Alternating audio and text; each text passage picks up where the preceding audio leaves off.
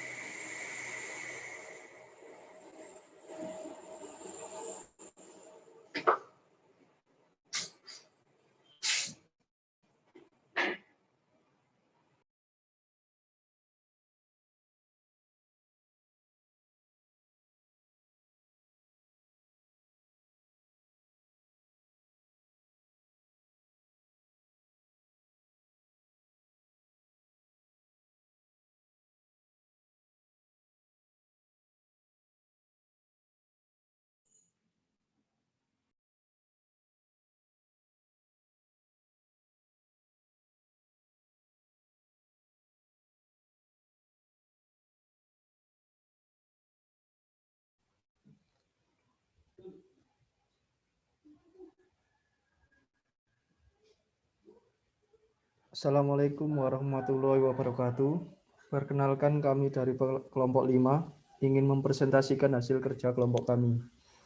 Sebelumnya saya memperkenalkan anggota kelompok kami. Ada Siti Nurhaliza, ada saya Krisna Widiatma Putra, ada Muhammad Puja Priyansa, ada Tasya Novitasari Purnomo,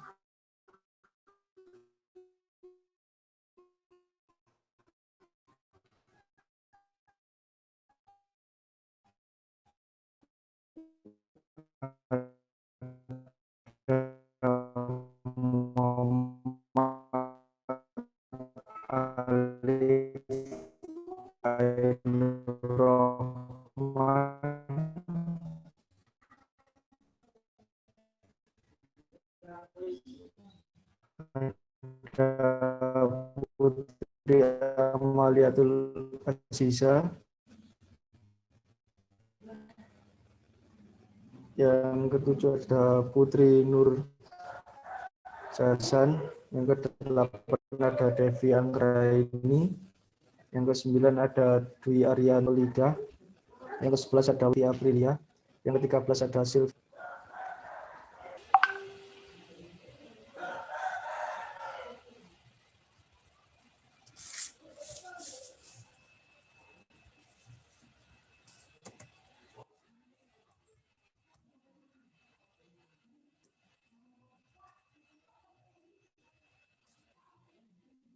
Assalamualaikum.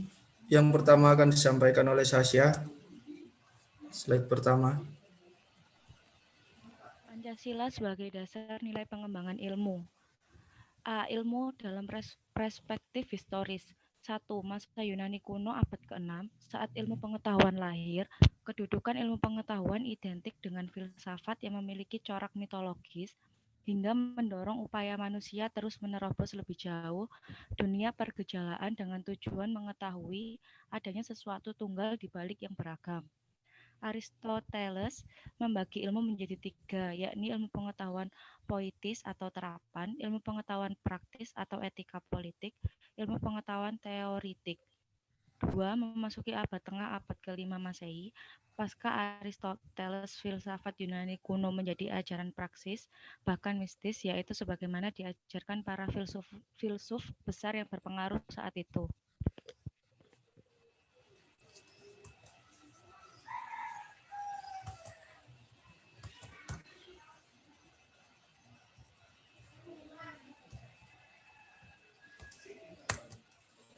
Tiga, abad modern, abad ke-18 sampai 19 Masehi.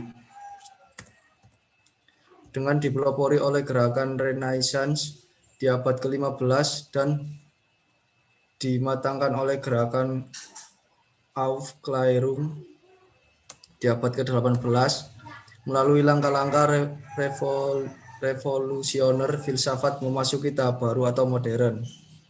1. Dalam perkembangan berikutnya, filsafat ditinggalkan oleh ilmu-ilmu cabang yang dengan metodologinya masing-masing mengembangkan spesialisme sendiri-sendiri secara intens.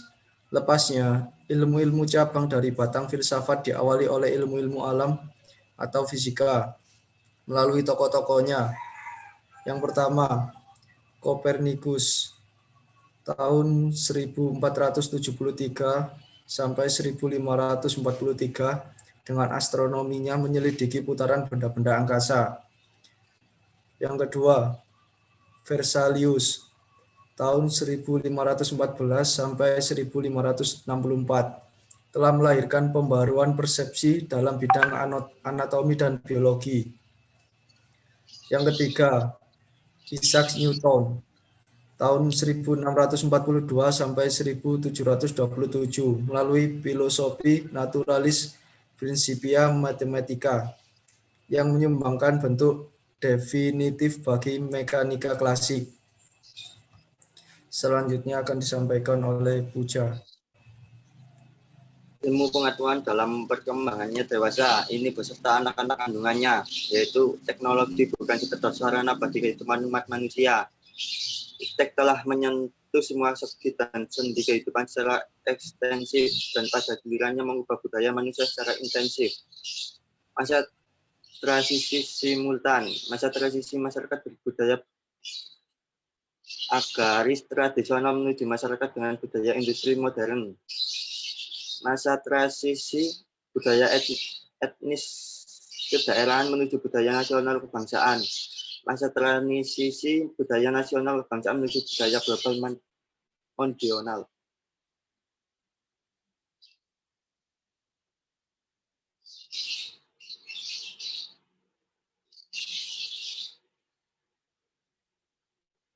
Beberapa aspek penting dalam ilmu pengetahuan. Aspek fenomenal menunjukkan bahwa ilmu pengetahuan mewujud atau memanifestasikan dalam bentuk masyarakat, proses, dan produk. Aspek struktural menunjukkan bahwa ilmu pengetahuan di dalamnya terdapat unsur-unsur yaitu 1. Sasaran yang dijadikan objek untuk diketahui, Gegenstand. 2. Objek sasaran ini terus-menerus dipertanyakan dengan suatu cara, metode tertentu tanpa mengenal titik henti. 3. Ada alasan dan motivasi Gegenstand terus-menerus dipertanyakan. 4. Jawaban-jawaban yang diperoleh disusun dalam suatu sistem. Ciri khas yang terkandung dalam itu pengetahuan adalah rasional, antropocentris, dan cenderung sekuler. Dalam suatu etos kebebasan akademis dan mimbar akademis.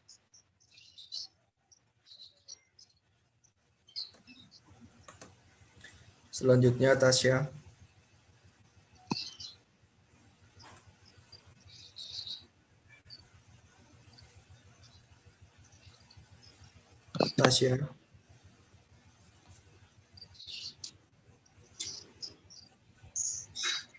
Konsekuensi yang timbul adalah dampak positif dan negatif. Positif dalam arti kemajuan ilmu pengetahuan telah mendorong kehidupan manusia ke suatu kemajuan, progress, improvement, dengan teknologi yang dikembangkan dan telah menghasilkan kemudahan-kemudahan yang semakin canggih bagi upaya manusia untuk meningkatkan kemakmuran hidupnya secara fisik material. Negatif dalam ilmu pengetahuan telah mendorong berkembangnya arogansi ilmiah dengan menjauhi nilai-nilai agama, etika yang akhirnya menghancurkan kehidupan manusia sendiri.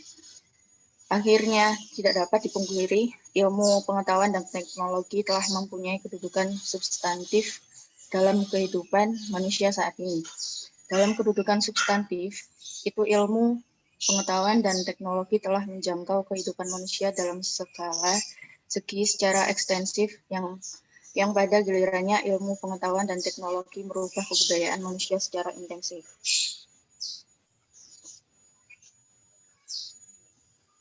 Selanjutnya, Putri Amaliatul Aziza.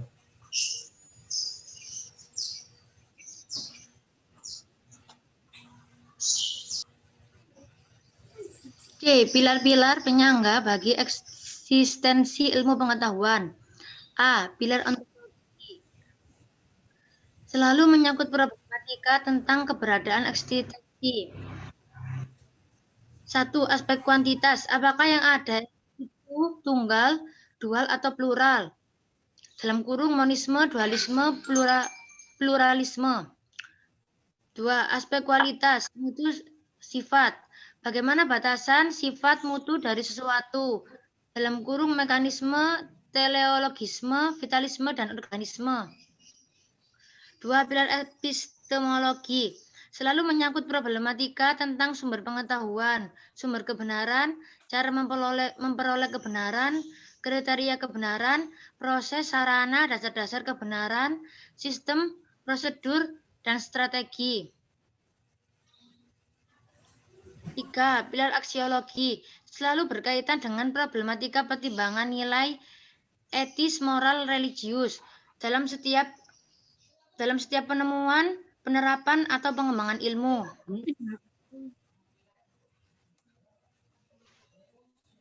Selanjutnya dilanjutkan oleh Putri Casan.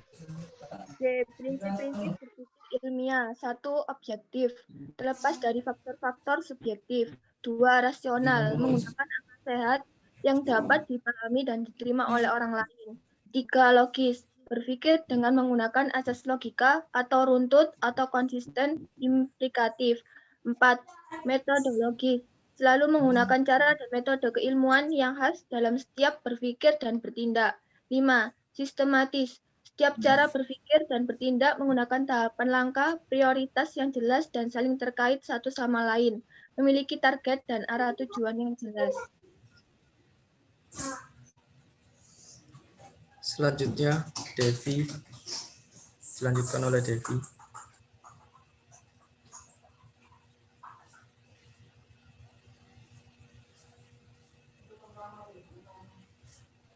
Devi. Iya, bentar.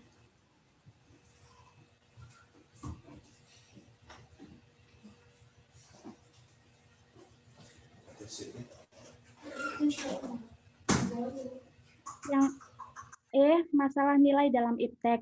1. Keserba-majumukan ilmu pengetahuan dan persoalannya. Ilmu pengetahuan tidak lagi satu. Kita tidak bisa mengatakan inilah satu-satunya ilmu pengetahuan yang dapat mengatasi problem manusia dewasa ini. Berbeda dengan ilmu pengetahuan masa lalu, lebih menunjukkan keanekaragaannya daripada kebinekaannya.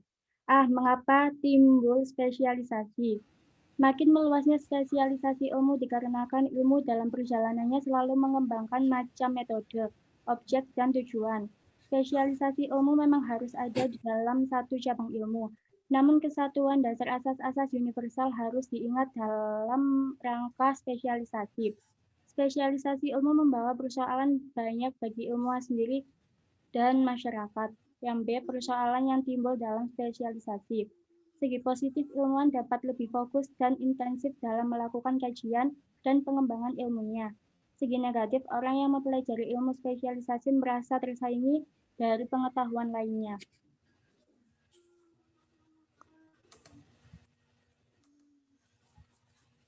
Selanjutnya akan dilanjutkan oleh Dwi.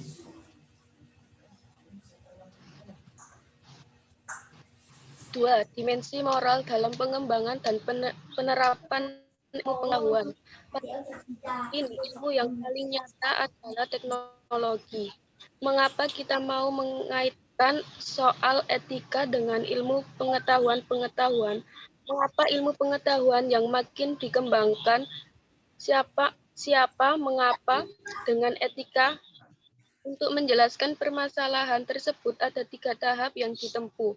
Pertama, kita melihat kompleksitas permasalahan ilmu pengetahuan dan teknologi dalam kaitannya dengan manusia.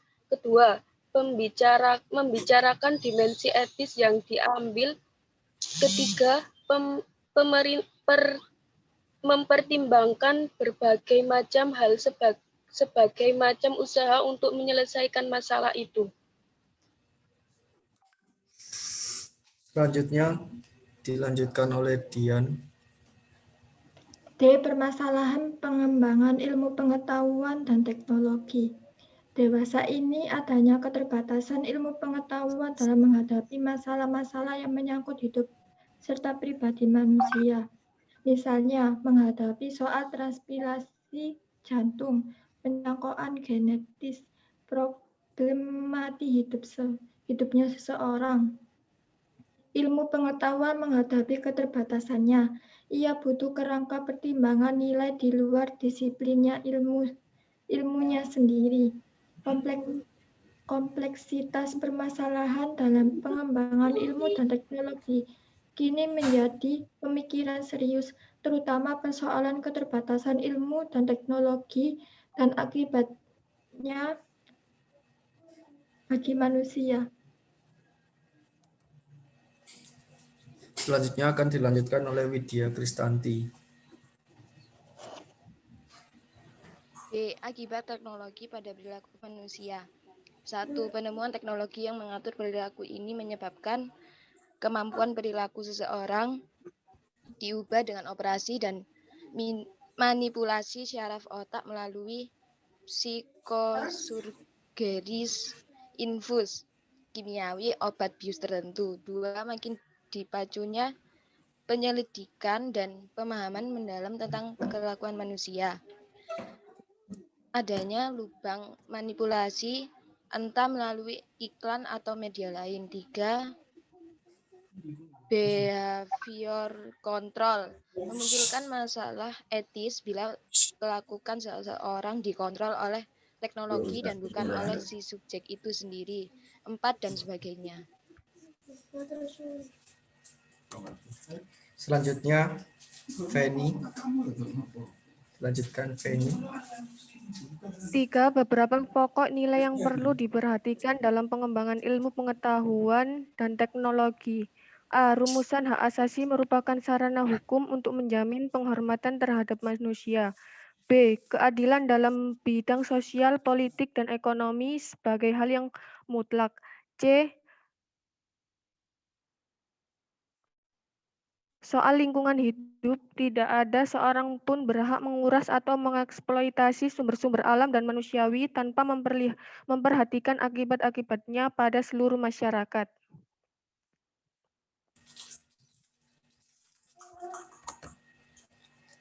Selanjutnya dilanjutkan oleh Sylvia Dike.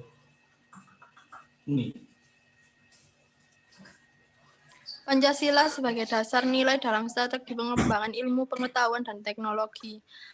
Peran nilai-nilai dalam setiap sila dalam Pancasila. 1. Sila ketuhanan yang Maha Esa melengkapi ilmu pengetahuan, menciptakan perimbangan antara yang rasional dan irasional, antara rasa dan akal. Sila ini menempatkan manusia dalam alam sebagai bagiannya dan bukan pusatnya. 2. Sila kemanusiaan yang adil dan beradab, memberi arah dan mengendalikan ilmu pengetahuan. Ilmu dikembalikan pada fungsi semula, yaitu untuk kemanusiaan, tidak hanya untuk kelompok lapisan tertentu.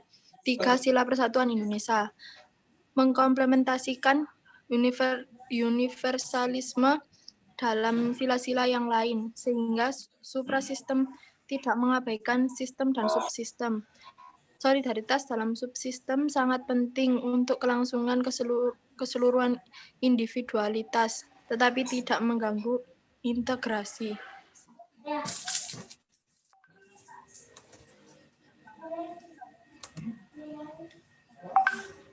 4. Sila kerakyatan yang dipimpin oleh hikmah kebijaksanaan dalam permusyawaratan perwakilan, mengimbangi otodinamika pengetahuan dan teknologi berevolusi sendiri dengan leluasa. Eksperimentasi penerapan dan penyebaran ilmu pengetahuan harus demokratis, dapat dimusyawarahkan secara perwakilan sejak dari kebijakan penelitian sampai penerapan massal. 5. Sila keadilan sosial bagi seluruh rakyat Indonesia menekankan keadilan Aristoteles, keadilan distributif, keadilan kontributif, dan keadilan komunikatif. Keadilan sosial juga menjaga keseimbangan antara kepentingan individu dan masyarakat karena kepentingan semu. Karena kepentingan individu tidak boleh terinjak oleh kepentingan semu. Individualitas merupakan landasan yang memungkinkan timbulnya kreativitas dan inovasi.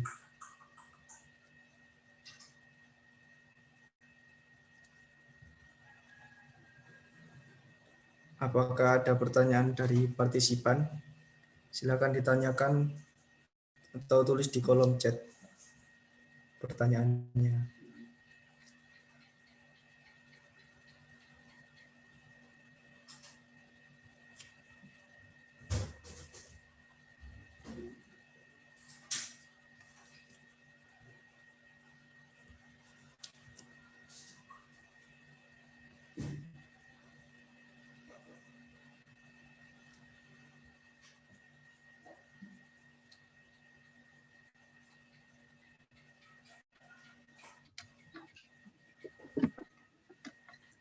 Untuk kelompok lainnya, silakan untuk bertanya. Lebih baik ditulis di Zoom aja, biar semua baca, kemudian siap-siap untuk memberi jawaban. Jadi semua kelompok harus aktif. Mulai kelompok 1, 2, 3, dan 4.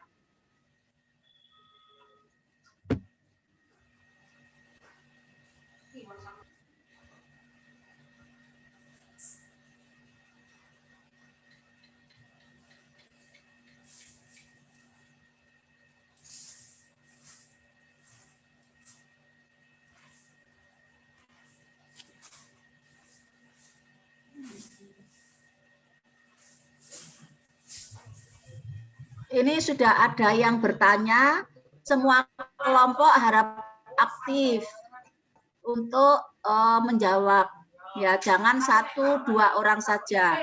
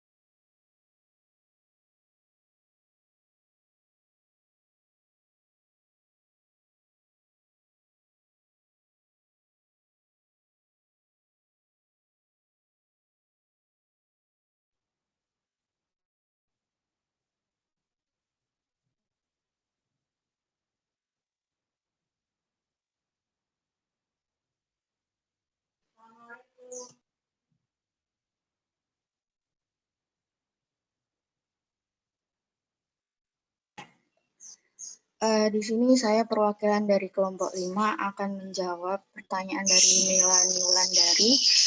Assalamualaikum warahmatullahi wabarakatuh. Saya perwakilan dari kelompok 2 ya maksudnya ini. Ingin bertanya apakah Pancasila harus selalu menjadi landasan dalam pengembangan ilmu, pengetahuan, dan teknologi iptek di Indonesia? Ya, jawaban saya iya karena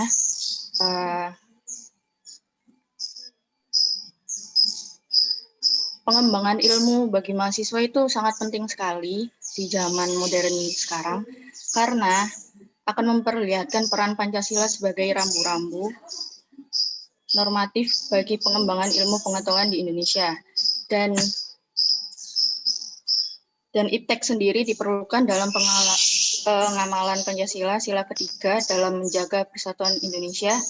Di lain sisi, kita juga harus tetap menggunakan dasar-dasar nilai Pancasila sebagai pedoman dalam mengembangkan ilmu pengetahuan dan teknologi agar kita dapat tidak terjebak dan tepat sasaran mencapai tujuan bangsa. Dari pertanyaan Melani, apakah kurang jelas? Sudah, terima kasih. Oke, sama-sama.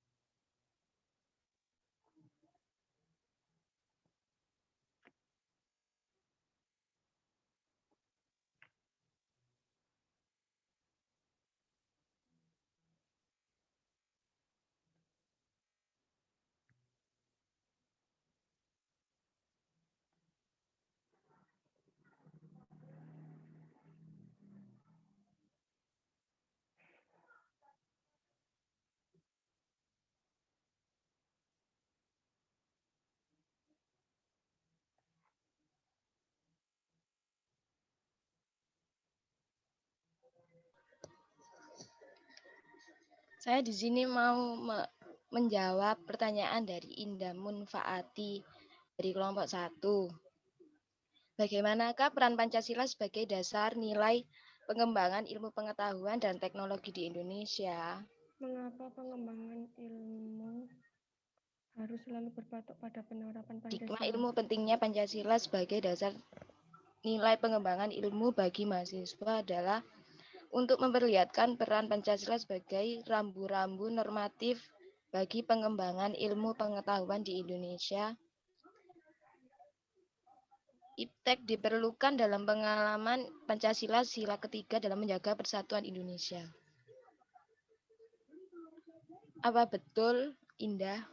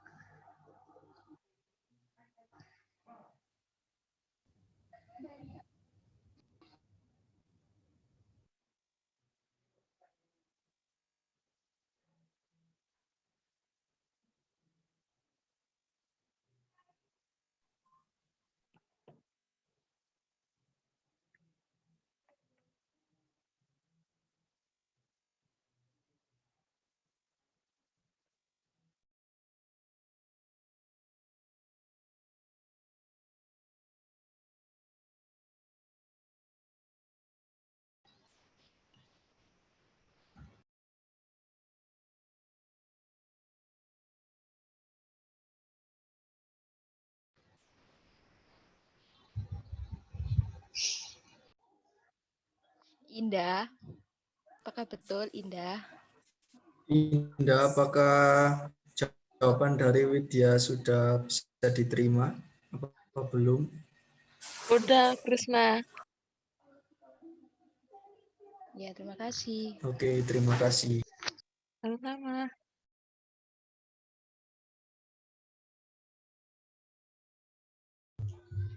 Saya akan menjawab pertanyaan dari Sylvia Nurdiana.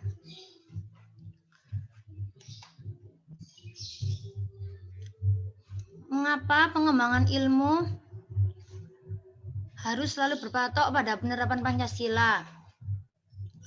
Karena pengembangan ilmu harus didasari dengan nilai-nilai yang ada dalam Pancasila agar tujuan bangsa dapat tercapai dengan baik.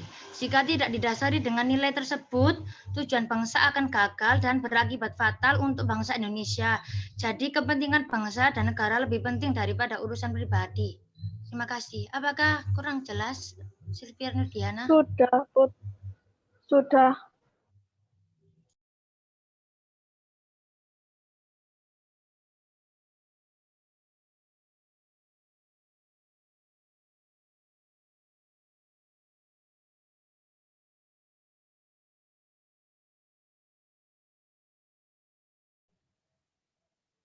Berikutnya.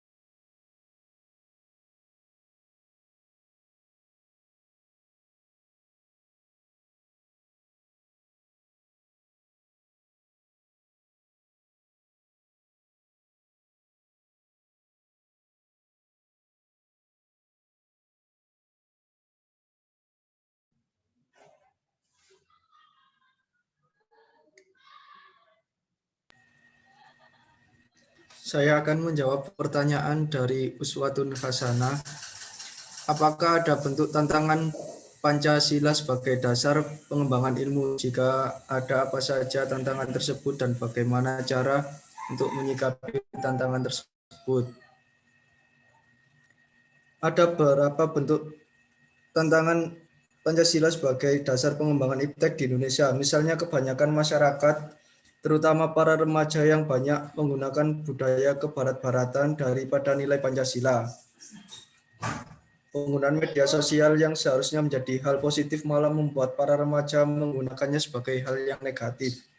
Contohnya Facebook, Twitter, Instagram, dan media sosial lainnya yang dimanfaatkan bukan berdampak yang positif, melainkan dampak negatifnya, dan menyimpang dari ketentuan nilai norma-norma Pancasila. Apakah bisa diterima? Lalu bagaimana cara menyikapinya? Menurut saya membantu menjawab Krisna. Cara menyikapinya mungkin kita dapat memilih atau menyaring dari media sosial yang ada dan kita ambil dari sisi positifnya saja, untuk yang sisi negatif kita tinggalkan.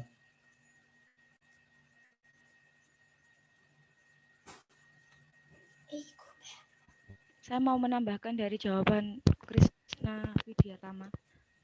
Iya, baik. Untuk cara menyikapi tantangan tersebut lebih ke bagaimana kita menggunakan sosial media tersebut ya. Terkadang ada hoax-hoax yang terdapat di media sosial tersebut. Kita harus menyaring terlebih dahulu sebelum menge-share.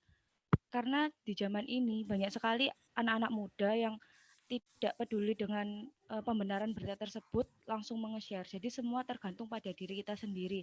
Bagaimana cara kita mengolah berita tersebut. Terima kasih.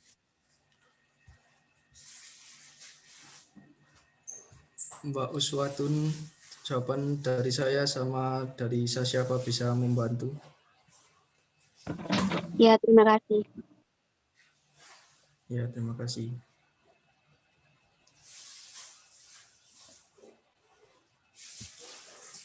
Untuk pertanyaan berikutnya, monggo dijawab. Ya, baik Bu.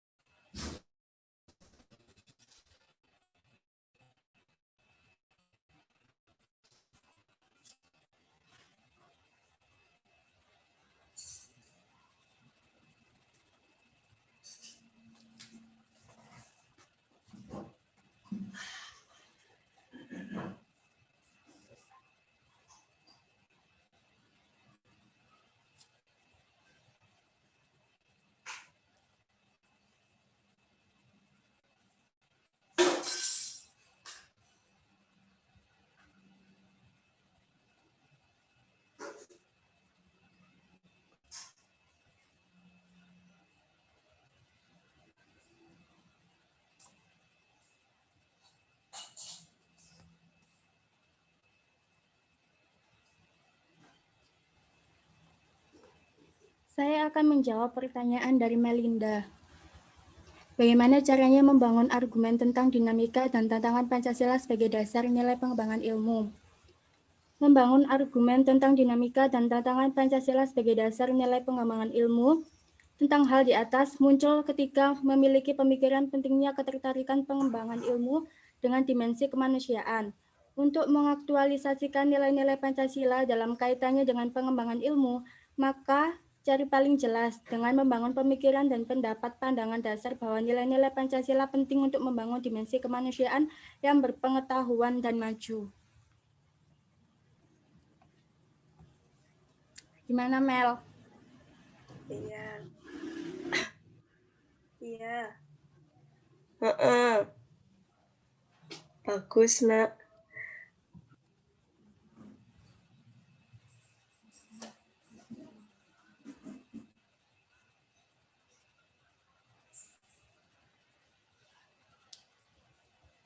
Dari Bu Emi, apa presentasinya boleh saya tutup?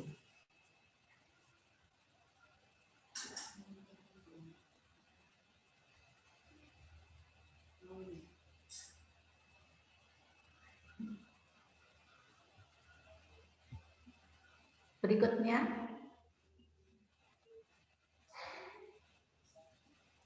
Sudah terjawab semua, Bu.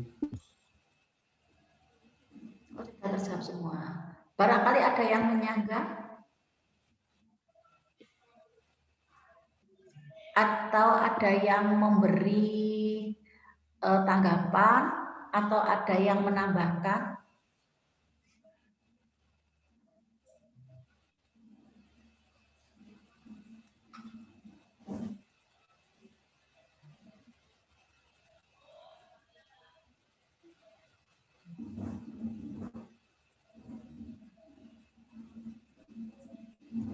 Tidak ada yang mau menambahkan?